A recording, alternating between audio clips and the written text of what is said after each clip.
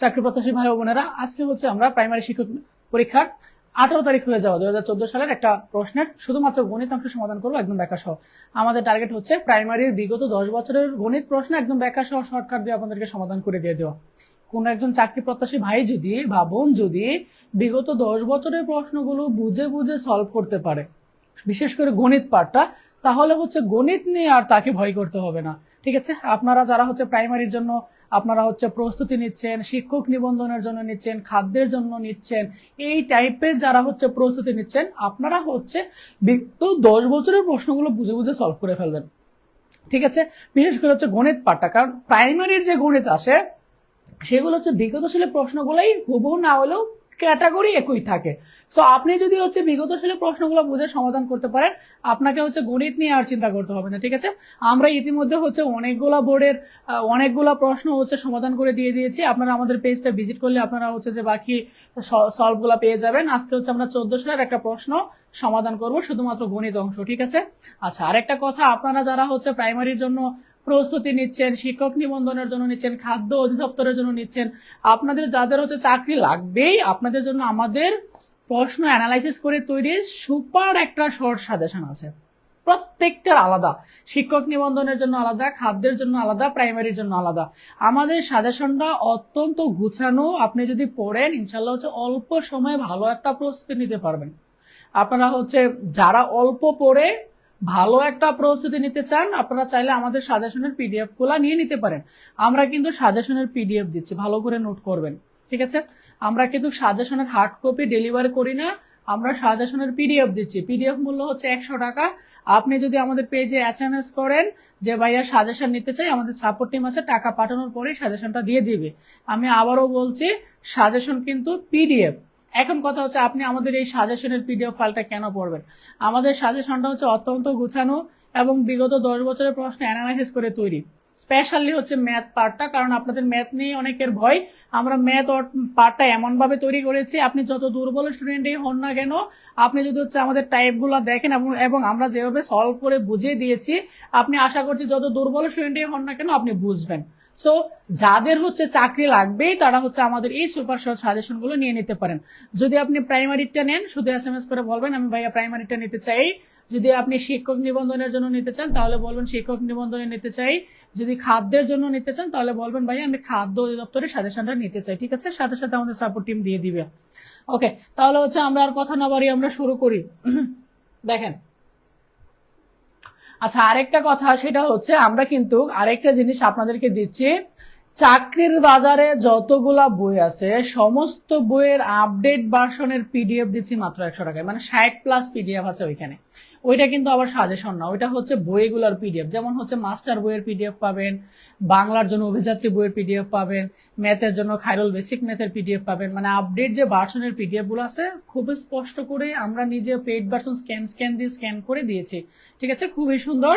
আপনি চাইলে 60+ বইয়ের পিডিএফ বই নিয়ে নিতে পারেন মাত্র 100 টাকায়। ঠিক আছে, আচ্ছা, আমরা তাহলে হচ্ছে শুরু করি। দেখেন কি বলছে এখানে, একটা আয়তাকার ক্ষেত্রের দৈর্ঘ্য হচ্ছে 20% বাড়ানো হলো এবং প্রস্থ 20% কমানো হলো। এবার বলছে ক্ষেত্রফল বাড়বে না কমবে। এই টাইপের ম্যাথের ক্ষেত্রে আমরা একটা শর্টকাট দিয়ে করে থাকি। শর্টকাটটা হচ্ছে দেখেন, a + b প্লাস হচ্ছে ab ডিভাইডেড বাই হচ্ছে 100। এই টাইপের ম্যাথ এই শর্টকাটটা দিয়ে করবেন। ঠিক আছে, এখানে যে কোনো একটা দৈর্ঘ্য ধরতে পারেন বা যে কোনো একটা প্রস্থ ধরতে পারেন। আপনি যদি a কে দৈর্ঘ্য ধরতে পারেন, b কে প্রস্থ ধরতে পারেন, এটা আপনার উপর ডিপেন্ডেন্ট। ঠিক আছে, তবে আপনাকে মনে রাখতে হবে যেটা বাড়ানো হবে, হ্যাঁ, যখন আপনাকে বলবে একটা ভ্যালু বাড়ানো হয়েছে তখন এই ভ্যালুটা পজিটিভ হবে, আর যখন বলবে একটা ভ্যালু কমানো হয়েছে তখন এই ভ্যালুটা নেগেটিভ হবে। বুঝতে পারছেন? তাহলে আমি a কে যদি দৈর্ঘ্য ধরি তাহলে a এর ভ্যালু হবে হচ্ছে 20, আর b কে যদি প্রস্থ ধরি এবং b যেহেতু কমানো হয়েছে তাহলে b এর ভ্যালু হবে হচ্ছে -20। মনে রাখবেন, যদি বৃদ্ধি পায় তাহলে বাড়বে মানে পজিটিভ, যদি কমে তাহলে ভ্যালুটা নেগেটিভ হবে। ঠিক আছে, ওকে, তাহলে এবার হচ্ছে এই ভ্যালুটা এখানে বসায় দেন, তাহলে আনসারটা চলে আসবে 20, b এর মান হচ্ছে -20, a এর মান হচ্ছে 20, b এর মান হচ্ছে -20 ডিভাইড বাই হচ্ছে 100। এবার এটাকে ক্যালকুলেট করেন, দেখেন তো 20 কাটা, 20 গুণ দিলে এখানে হবে হচ্ছে -400 ডিভাইড বাই হচ্ছে 100। তাহলে কত আসতেছে রেজাল্ট? -4। যেহেতু রেজাল্টটা মাইনাস আসছে তার মানে ক্ষেত্রফল বাড়বে না কমবে? অবশ্যই কমবে। মাইনাস আসলে কমবে, আর যদি প্লাস আসতো তাহলে বাড়বে। তাহলে 4% কি হবে? কমবে। বুঝতে পারছেন? এটা হচ্ছে আমাদের আনসার, কমবে। 4% কমবে, বাড়বে না, যেহেতু রেজাল্টটা কিসে আসছে? মাইনাসে আসছে। বুঝতে পারছেন? এই টাইপের ম্যাথ এই শর্টকাট দিয়ে করে ফেলবেন। নেক্সট দেখেন, খুবই সুন্দর একটা অংশ, এবং প্রাইমারিতে কিন্তু এই টাইপের প্রশ্ন রিপিট হয়। কি বলছে? এত এর হর এবং লবের সঙ্গে কোন সংখ্যাটা যোগ করলে ভগ্নাংশটা হবে হচ্ছে এত। দেখেন প্রশ্নটা ভালো করে পড়েন। বলছে এত এর ভগ্নাংশটা কত? এই যে এটা, এইটার সাথে বলছে হর এবং লবের সাথে কোন সংখ্যাটা যোগ করলে। এটা হচ্ছে আমার কি বলেন? হর, আর এটা হচ্ছে আমার লব, তাই না? এটা লব আর এটা হচ্ছে হর। বলছে লবের সাথে এবং হরের সাথে কত যোগ করলে যোগফলটা আমার এত হবে। আমি ধরে নিলাম যে লব আর হরের সাথে এক্স যোগ করলে আমার যোগফলটা হচ্ছে এটা হবে। এবার আপনি এটাকে ক্যালকুলেট করে এক্স এর মানটা বের করে ফেলেন, যত আসবে ততই অ্যান্সার। বুঝতে পারছেন? যারা প্রশ্নটা বোঝেন না আমি আবারও বলছি।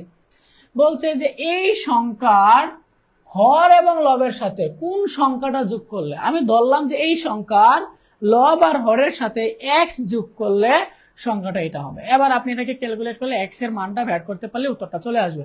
তাহলে এটাকে ক্যালকুলেট করেন, আর গুণন করলে কত আসবে? 5 7 35, 5x, 3 সন্ত্রক 51, 3x, তাই না? তাহলে 5x প্লাস 3x এই পাশে চলে আসলে মাইনাস 3x হবে, 51 প্লাস 35 এই পাশে চলে আসলে মাইনাস 35 হবে। ঠিক আছে? 5টা x থেকে 3টা x চলে গেলে 2টা x থাকবে, 51 থেকে 35 চলে গেলে কত থাকবে? 16 থাকবে।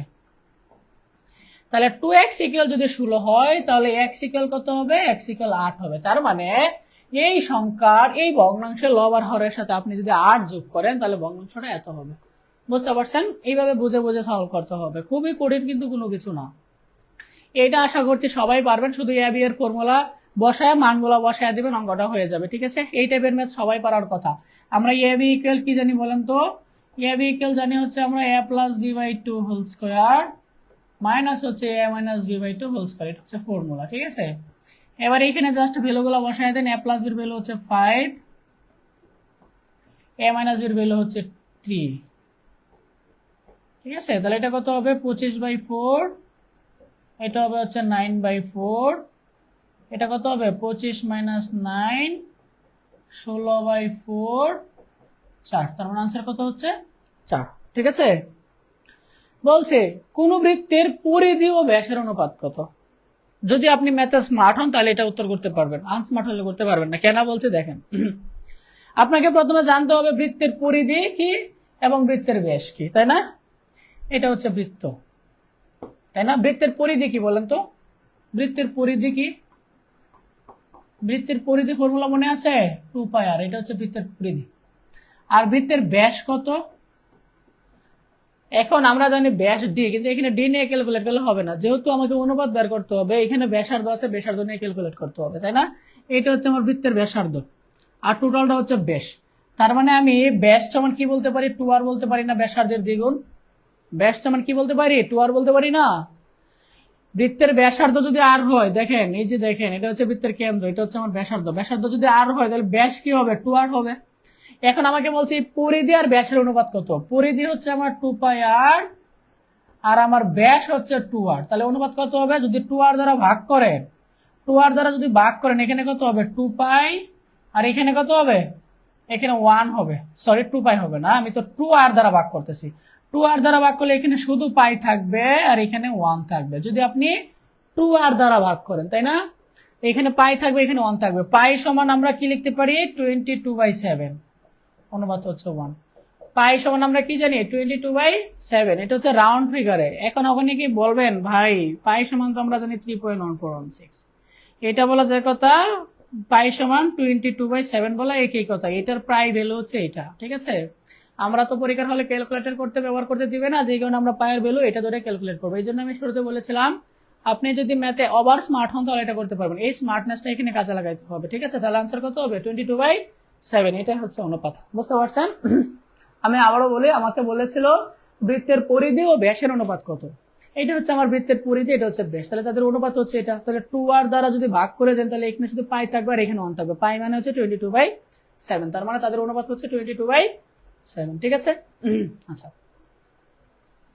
এই টাইপের প্রশ্নটা কিন্তু 24-এ রিপিট হয়েছে, আবার 19-এও রিপিট হয়েছে, ঠিক আছে। কোয়েশ্চেনটা ভালো করে দেখেন। বলছে একটা আয়তক্ষেত্রের দৈর্ঘ্য প্রস্থের 3 গুণ, আয়তক্ষেত্রটির ক্ষেত্রফল 300 বর্গমিটার হলে পরিসীমা কত? তাহলে আপনাকে জানতে হবে আয়তক্ষেত্রের ক্ষেত্রফল কি, আর জানতে হবে আয়তক্ষেত্রের পরিসীমা কি, তাহলে আপনি অঙ্কটা করতে পারবেন। বলছে দৈর্ঘ্য প্রস্থের 3 গুণ, তাহলে আপনি ধরেন কি ধরবেন, আপনি যদি প্রস্থ x ধরেন তাহলে দৈর্ঘ্য কত হবে বলেন তো, দৈর্ঘ্য কত হবে? বলছে দৈর্ঘ্য প্রস্থের 3 গুণ, তাহলে প্রস্থ যদি x এর দৈর্ঘ্য কত হবে? 3x। আমরা আয়তক্ষেত্রের ক্ষেত্রফল সমান কি জানি? দৈর্ঘ্য ইনটু প্রস্থ। আয়তক্ষেত্রের ক্ষেত্রফল সমান আমরা কি জানি বলেন তো? আয়তক্ষেত্রের ক্ষেত্রফল সমান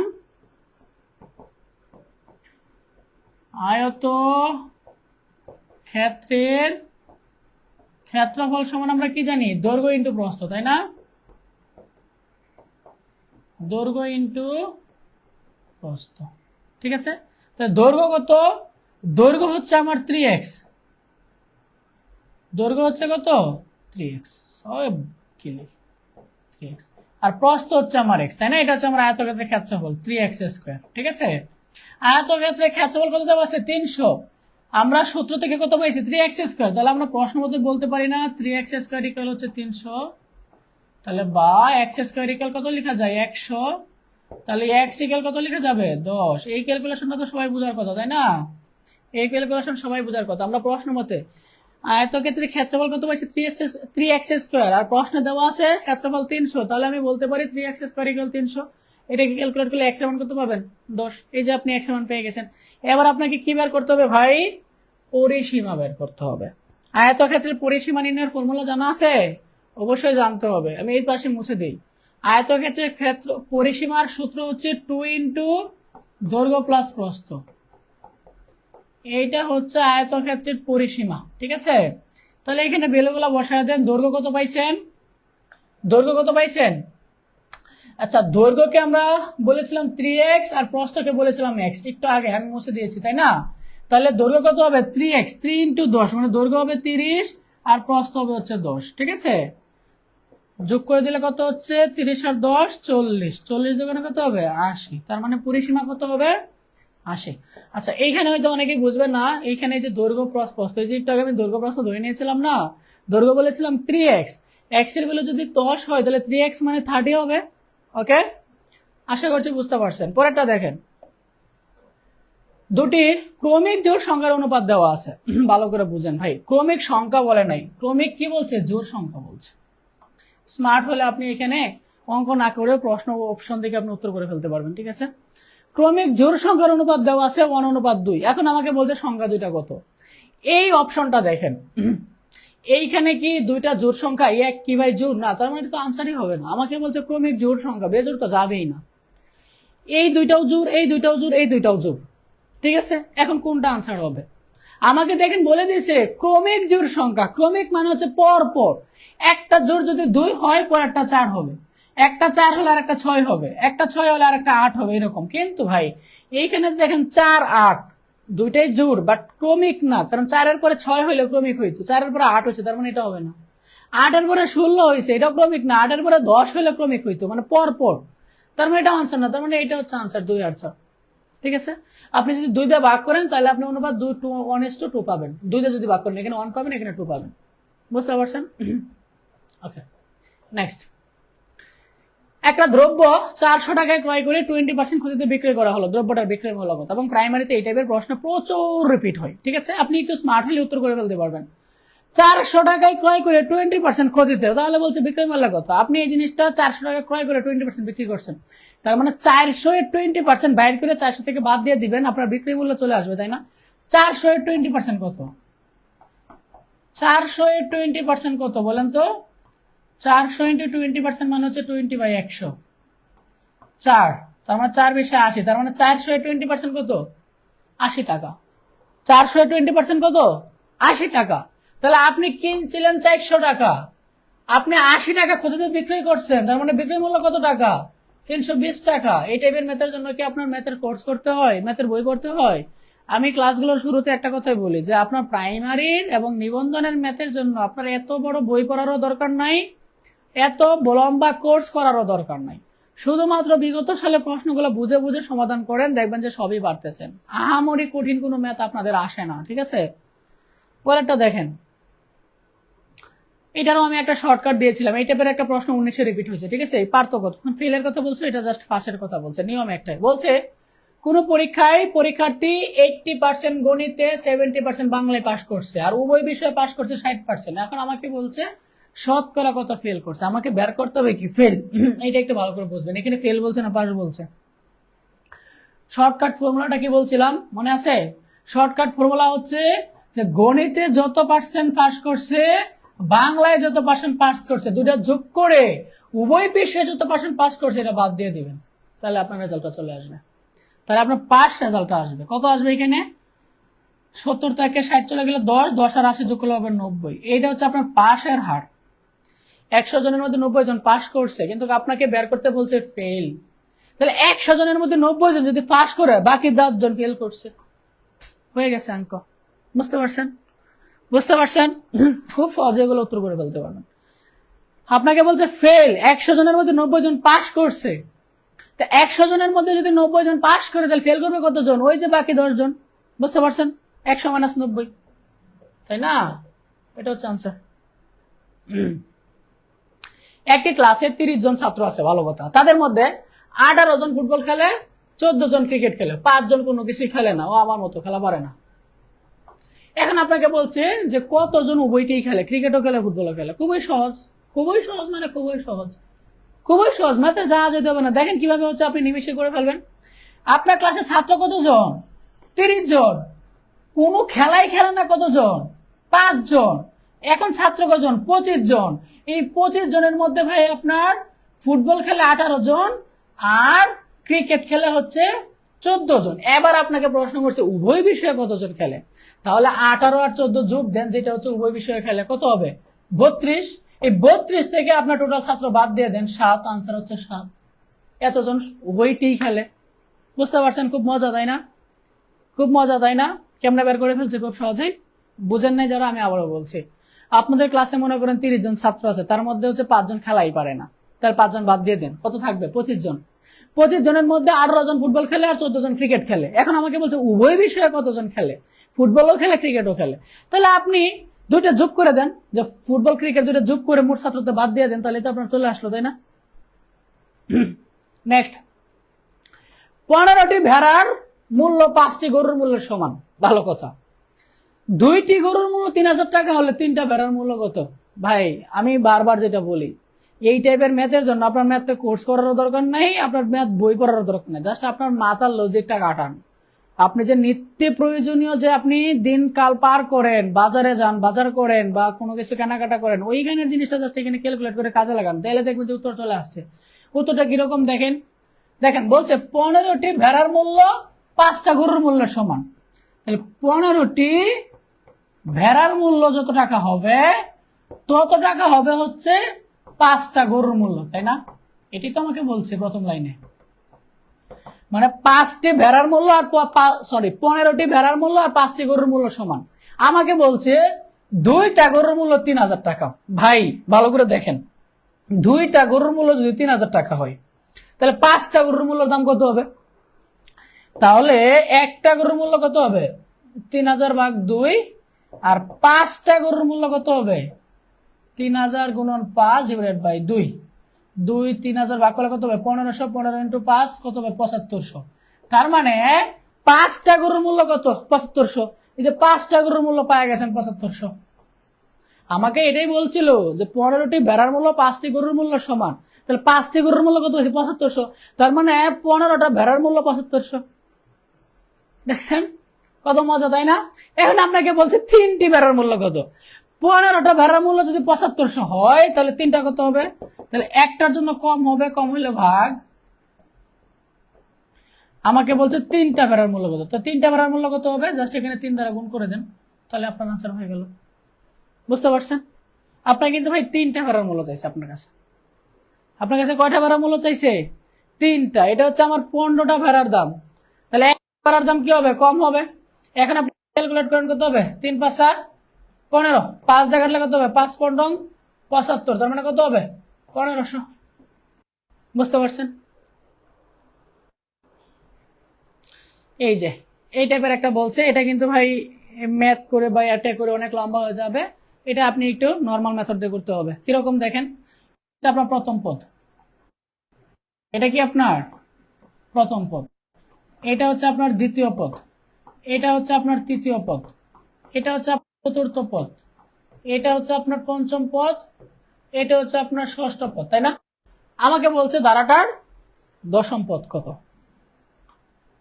তাহলে দেখেন তো ধারাটা কিরকম, একের পরে 3 মানে 2 বাড়ছে, 3-এর পরে 6 3 বাড়ছে, 6-এর পরে 4 10 বাড়ছে, সরি 4 বাড়ছে 10 হয়েছে, 10-এর পরে 5 বাড়ছে 15 হয়েছে, মানে এক এক করে বাড়তেছে এরকম। তার মানে দেখেন এই যে এই দুটোর পার্থক্য কত 2, পার্থক্য কত 3, এই দুটোর পার্থক্য কত 4, এই দুটোর পার্থক্য কত 5, এই দুটোর পার্থক্য কত 6, তার মানে পরেরটা কত, পরেরটা 5 যোগ মানে 28, তারটা কত হবে 28 36, কত হবে 46 হবে 40+10, তাই না? এইটা হচ্ছে ভাই আমার, এটা হচ্ছে ভাই আমার ষষ্ঠ পদ, এইটা হচ্ছে আমার সপ্তম পদ, এটা অষ্টম পদ, এটা নবম পদ, এটা হচ্ছে আমার দশম পদ। দশম পদ কত পাইছি, দশম পদ পাইছে হচ্ছে 55, দশম পদ কত 55, দেখছেন? 6 জন পুরুষ, 8 জন স্ত্রীলোক এবং 1 জন বালকের বয়সের গড় হচ্ছে 35 বছর। পুরুষদের বয়সের গড় 40 বছর এবং স্ত্রীলোকদের মানে হচ্ছে মহিলাদের বয়সের গড় হচ্ছে 34 বছর হলে আমাকে বলছে বালক কত। এখানে উত্তর হয়ে যাবে, দেখেন 6 জন পুরুষ, 8 জন মহিলা, 1 জন বালক, তাদের টোটাল বয়সের গড় হচ্ছে 35। 6 জন পুরুষ, 8 জন মহিলা, 1 জন হচ্ছে বালক, তাদের বয়সের গড় কত 35। তাহলে এখানে টোটাল মানুষ কত হইতেছে 8 8 6 14 আর 1 15, তাহলে 1500 মানুষের গড় যদি 35 হয় তাহলে 15 জন মানুষের মোট বয়স কত।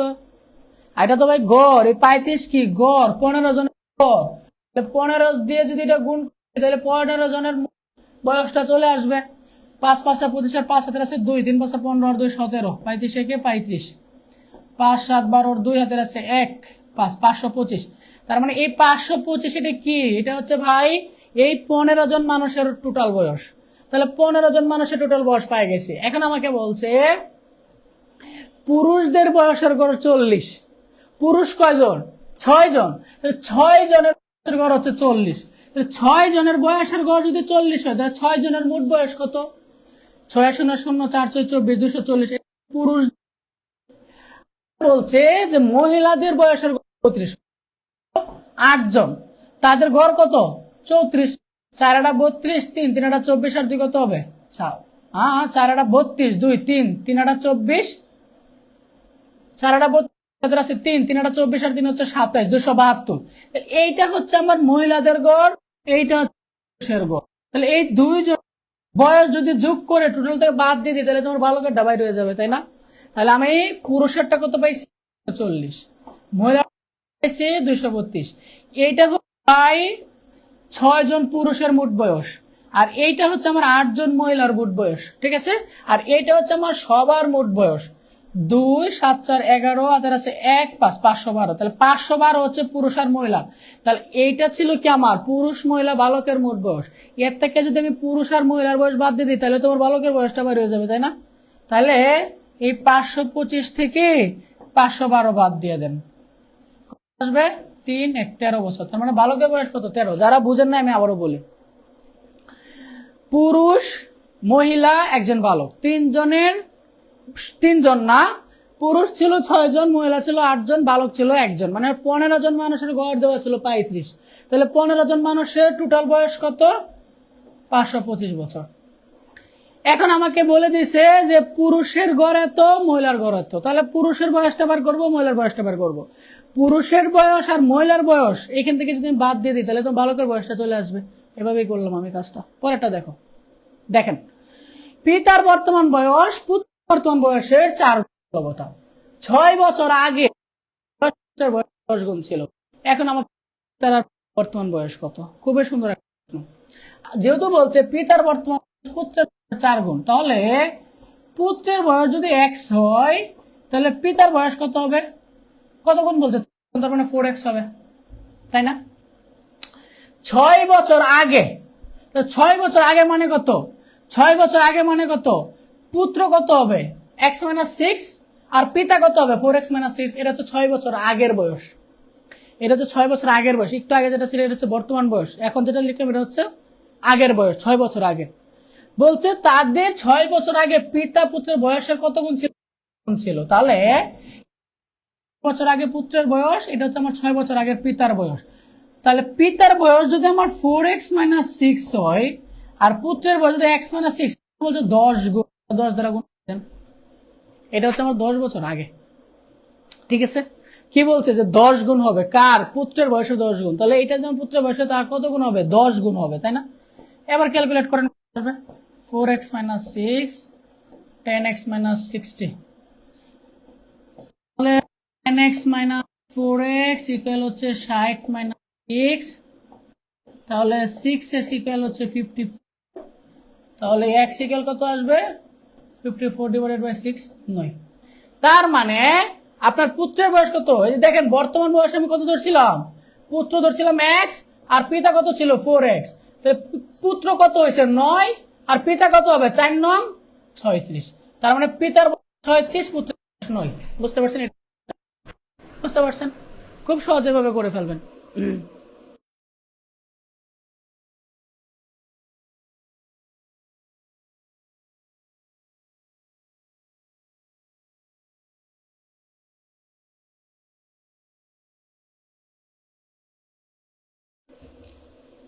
এরপর একটা দেখেন, দুটি নল দ্বারা একটা চৌবাচ্চা যথাক্রমে এত এত ঘন্টায় পানি পূর্ণ করে। বলছে নল দুটো একত্রে খোলা রাখলে চৌবাচ্চাটি কত ঘন্টায় পূর্ণ হবে? এটা মনে করেন একটা চৌবাচ্চা, ঠিক আছে? এটা মনে করেন একটা চৌবাচ্চা। দুইটা নল দ্বারা যদি চৌবাচ্চাটা আপনি যদি পূর্ণ করেন, একটা নল দিয়ে পূর্ণ করতে 10 ঘন্টা লাগে আর একটা নল দিয়ে পূর্ণ 15 ঘন্টা লাগে। এখন আপনাকে বলছে যে দুইটি যদি নল একত্রে আপনি যদি ছাইরা দেন তাহলে এই চৌবাচ্চাটা পানি দিয়ে পূর্ণ হইতে কতটুকু সময় লাগবে?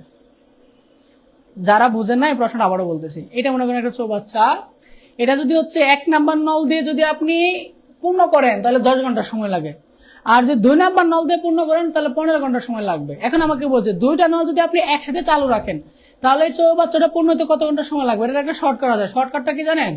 শর্টকাটটা হচ্ছে A B A plus B. এ মানে প্রথম নল, বি মানে হচ্ছে দ্বিতীয় নল। প্রথম নল কত? 10 ঘন্টা, দ্বিতীয় নল কত? 15 ঘন্টা। ঠিক আছে,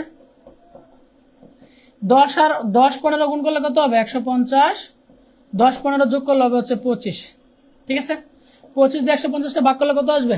মনে হয় 6 আসবে। 6 25 150, ঠিক আছে, 6 আসবে। এটা হচ্ছে আনসার। বুঝতে পারছেন শর্টকাটটা? জাস্ট দুইটা নল গুণ করবেন আর নিচে দুইটা নল যোগ করবেন, তাহলে আপনি পেয়ে যাবেন হচ্ছে যে দুইটা নল যদি একত্রে ছাড়া থাকে তাহলে চৌবাচ্চাটা পূর্ণ হতে কতটুকু সময় লাগবে। পরেরটা দেখেন কি বলছে। এই যে দেখেন এই প্রশ্ন কিন্তু বিসিএস ও প্রাইমারিতে প্রচুর রিপিট হয়। 60 লিটার মিশ্রণে